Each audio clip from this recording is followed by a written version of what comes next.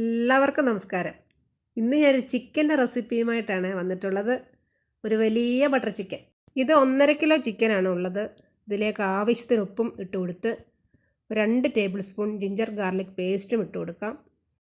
അത് ഒരു വലിയ ബട്ടർ ചിക്കൻ എന്ന് പറഞ്ഞതേ ക്വാണ്ടിറ്റി കുറച്ച് കൂടുതലുണ്ട്.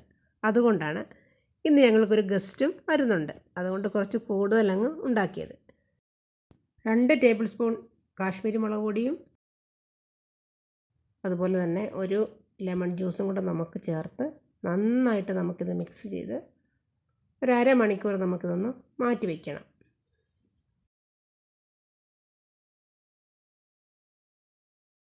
ഞാനിതിലേക്ക് ഒരു 7 സവാളയുള്ളിയാണ് ചേർക്കുന്നത്.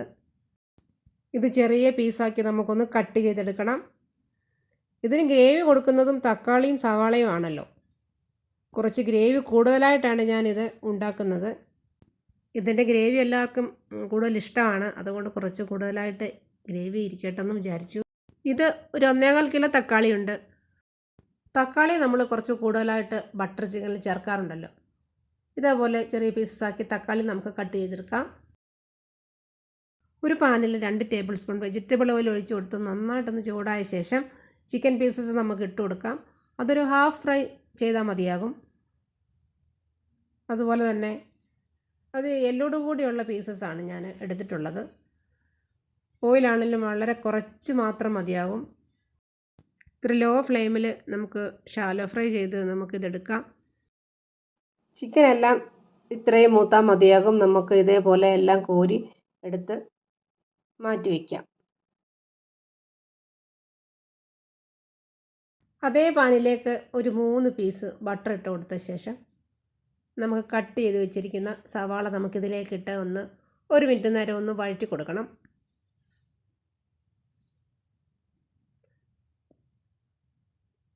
സവാളയ്ക്ക് ഒന്ന് വഴറ്റി ഒന്ന് കളർ മാറിയ ശേഷം ഒരു 4 പച്ചമുളക് ഇതുപോലെ കട്ട് ചെയ്തിട്ട് കൊടുക്കാം. അത് ഒരു 1/2 മിനിറ്റ് നേരം ഒന്ന് വഴറ്റി കൊടുക്കാം.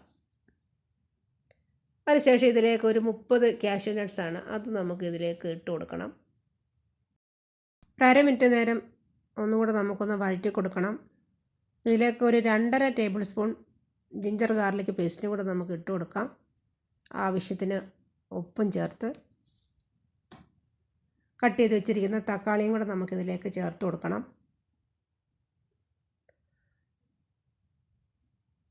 തക്കാളിയും ചേർത്ത് നമുക്ക് 1 മിനിറ്റ് നേരം ഒന്ന് വഴറ്റി തക്കാളിയൊക്കെ ഒന്ന് ഉടഞ്ഞ് ഒന്ന് വഴന്ന് വന്ന ശേഷം ഇതിലേക്ക് 2 ടേബിൾ സ്പൂൺ കാശ്മീരി മുളക് പൊടിയാണ് ഞാൻ ഇട്ട് കൊടുത്തിട്ടുള്ളത്.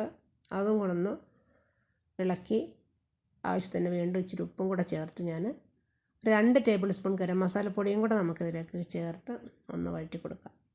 ഇതിലേക്ക് 1 കപ്പ് ചൂടുവെള്ളം ഒഴിച്ചു കൊടുക്കാം. 1 ടീസ്പൂൺ വിനീഗറും ചേർക്കാം. നല്ലതായി തിളച്ച് ഒന്ന് കുറുകിയ ശേഷം നമുക്കിത് നന്നായിട്ടൊന്ന് അരച്ചു കൊണ്ടുവരണം. ഇത് അരിപ്പയിൽ കൂടി നമുക്ക് നന്നായിട്ട് അരിച്ചെടുക്കാം. അപ്പോൾ ഗ്രേവി നന്നായിട്ട് സ്മൂത്തായിട്ട് കിട്ടും. തക്കാളിയുടെ സ്വീറ്റ്സും ഒക്കെ ഇതേപോലെ നമുക്ക് ഒന്ന് മാറ്റിയെടുക്കാം. ഇത്രയും ഗ്രേവി കിട്ടിയിട്ടുണ്ട്. ഇത് നന്നായി ഒന്ന് തിളച്ച ശേഷം ഇതിലേക്ക് നമുക്ക് 1 ടീസ്പൂൺ ഗരം മസാലപ്പൊടിയും കൂടെ ചേർത്ത് കൊടുക്കണം. അതിനുശേഷം നമുക്ക് ചിക്കൻ ഇട്ട് കൊടുക്കാം. ചിക്കൻ ഇട്ട ശേഷം വീണ്ടും 1 മിനിറ്റ് നേരം നമുക്കൊന്ന് തിളപ്പിക്കണം. വീണ്ടും നന്നായി ഒന്ന് തിളച്ച ശേഷം 2 ടേബിൾ സ്പൂൺ കസൂരി മേത്തിയാണ്, ഇത് പൊടിച്ച് വെച്ചിരിക്കുന്നതാണ്. ഇത് നമുക്ക് ഇട്ട് കൊടുക്കാം.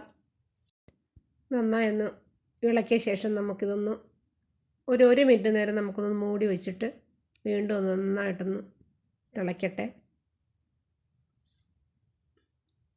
അതിലേക്ക് ഞാൻ ഒരു 1/2 കപ്പ് ഫ്രഷ് ക്രീം കൂടെ ഒഴിച്ച് കൊടുക്കുവാണ്. അതൊഴിച്ച് നന്നായിട്ടൊന്ന് ഇളക്കിയ ശേഷം ഒരു 5-6 പീസ് ബട്ടറും കൂടെ നമുക്കിതിലേക്ക് ചേർത്ത് കൊടുക്കണം. ഒരു 1/2 ടീസ്പൂൺ കസൂരി മേത്തിയും കൂടെ ഞാൻ ഇട്ട് കൊടുക്കുന്നുണ്ട്. ഇത്തിരി കൂടെ സ്മെല്ലും ഒക്കെ കൂടെ വേണമെന്ന് തോന്നി. അതുപോലെ തന്നെ ഒരു 1/2 കപ്പും കൂടെ ഞാൻ ക്രീം ഒഴിച്ച് കൊടുക്കുന്നുണ്ട്. ഇത് ക്വാണ്ടിറ്റി കുറച്ച് കൂടുതലുള്ളത് കൊണ്ട് ടേസ്റ്റ് ചെയ്തപ്പം കുറച്ചും കൂടെ ഒരു ക്രീമിൻ്റെ പോരാഴിക തോന്നി. മൊത്തം 1 കപ്പ് ക്രീം ഒഴിച്ച് കൊടുത്തിട്ടുണ്ട്. ഇപ്പോൾ കറക്റ്റായിട്ടുണ്ട്. നല്ല അടിപൊളി ഒരു ബട്ടർ ചിക്കൻ റെഡി ആയിട്ടുണ്ട്. നമുക്കിതൊരു പ്ലേറ്റിലേക്കൊന്ന് സെർവ് ചെയ്യാം. എല്ലാവർക്കും ഈ വീഡിയോ ഇഷ്ടമായെങ്കിൽ ലൈക്ക് ചെയ്യണേ, സപ്പോർട്ട് ചെയ്യണേ. Thank you.